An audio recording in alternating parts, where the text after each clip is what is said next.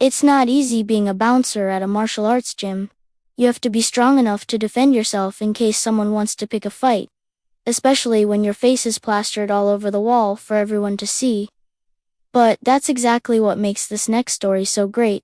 Our next Reddit post is from a user. At the age of 38, I am one of the oldest students at my martial arts gym. There are some guys there who are in their early 20s. One day, they decided to mess with me. After class, a few of them were sitting around talking and having a laugh. They were laughing really hard at something. I couldn't hear what they were saying because I was washing my hands. When I came out, they all looked at me and started laughing harder than ever. As I approached, one of them said, "Hey, old man, why don't you come over here and say hi?" I didn't have time to argue or explain myself, so I just ignored them and went to my car. I heard them say things like, "Man, that guy sucks, and he's so slow. He couldn't even defend himself if he wanted to." I knew what they were saying, but I pretended I didn't and kept walking. As I was getting into my car, one of them yelled, "Hey, old man, do you even know what day it is?" I turned around and asked, "What do you mean?" He stood up and said, "It's Friday, which means sparring day. Why don't you come and show us how good you are?" He continued to say other stuff like, "Humans, just old and weak. Humans can't beat us." I'm not sure what made me snap. Maybe it was the disrespect. Maybe it was the fact that I hadn't had dinner yet. Or maybe it was the fact that I had been working 12 to 14-hour days for weeks. Whatever it was, I lost it. I told him to shut up and get ready to be humiliated. All the guys around him started laughing, but he wasn't laughing anymore. He looked scared. I walked up to him, grabbed his shirt, and slammed him into the mat. That was the first time he stopped laughing. The rest of the guys slowly got off their chairs and watched us. They were no longer laughing. I stood up and told him that he should learn some respect. Then I walked out without another word. The guys who were watching were quiet the entire walk back home. No more laughing, no more making fun of me. Once inside, I told my instructor what had happened. He was very proud of me and told me I had made the right call. Ever since that day, nobody has ever questioned my strength or age again. And I gained 7 new students. Yeah, that's the thing about martial arts. It's not just about being strong or fast or young. It's also about discipline and respect. I bet those 7 new students that joined after hearing about the legendary feats of their old master actually thought he was an ancient 50-year-old, not a 38-year-old dude. Oh well, to each their own. Our next Reddit post is from another user. I used to work security at a popular beach in Florida. We would get all kinds of drunks, spring breakers, and people looking for a good time. One day we had this massive party boat come in. It was 3 decks with 2 bars, a dance floor, and plenty of room for tons of people. Now, this boat caters only to adults. Everyone on board must be 21 or older.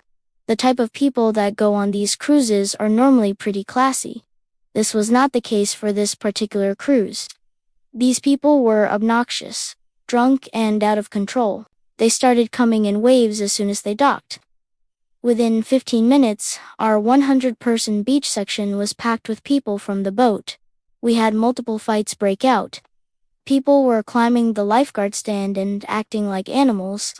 My coworker and I tried our best to keep everything under control, but there were too many of them. They outnumbered us 10 to 1.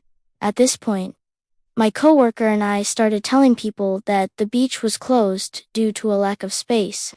We were trying to get them to leave so we could close down the beach and go home. Well, that did not go over well. They started getting very angry and confrontational towards us. We had to literally run to our car to get away from some of these people. Being a large guy with a shaved head and tattoos, I looked like a bouncer or a bodyguard. A group of 6 girls came up to me and said, "You're not gonna believe this, but we saw what you did earlier. You ran like a little girl." I was stunned by the stupidity.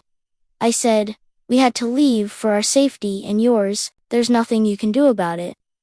The girls said, "Oh no, there's plenty we can do about it. We want to see you try to act tough now." "What's wrong, big guy?" They all circled around me and started poking me in the chest and shoulder. I was beyond pissed at this point. I grabbed one girl by the hair and slammed her into the sand. She screamed bloody murder. The rest of the girls started screaming at me and waving their hands in my face. I looked at them and said, "That's what you get for messing with the wrong freaking guy." I picked the girl up and threw her into the back of my truck, then drove off to the nearest jail. The cops were waiting for me when I got there and they took the girl in. I went to work the next day and, wouldn't you know it, that same exact boat pulled in. The same 6 girls came up to me and asked me where I put that girl last night. I just stared at them and said, "She's locked up. You should go check on her." They left and never came back. After that day, I never had any trouble with that boat again. I guess word got around. If you mess with the beach brawler, you'll end up in jail. Now that's an epic story. Imagine being known as the person who took down 6 hot drunk girls and threw them in jail. Yeah, people are probably gonna remember you for that one. I love the part where he says, "She's locked up. You should go check on her," like they're gonna find her, and then be like, "Ooh, we're gonna get you back for this." And he's like, "No, she's in jail. So good luck with that." But now it's time for a positivity break. So I bring you a cute puppy. Isn't that cute? Sure, it's cute. It's just a normal picture of a dog.